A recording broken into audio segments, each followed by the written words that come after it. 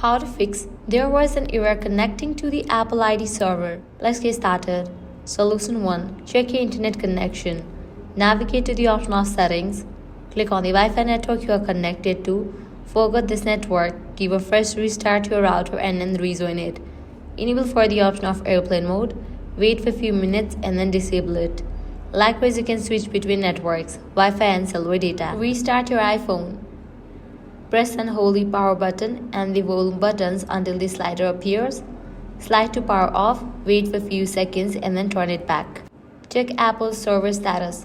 Launch your preferred browser. In the search box, type in Apple System Status.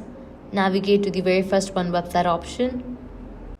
All services are operating normally.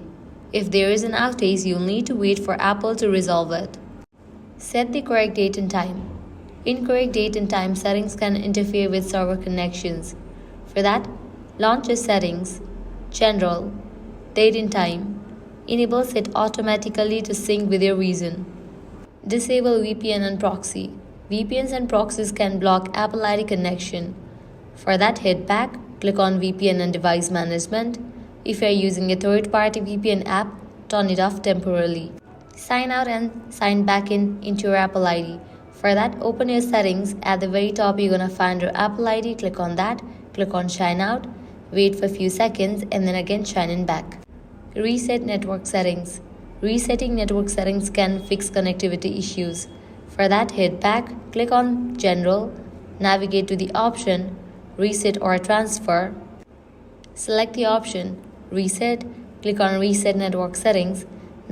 Enter the phone's passcode and continue with the process. Update iOS. For that, navigate to the option Software Update. If you found any updates over here, just update it to its latest version. Use a different device or network.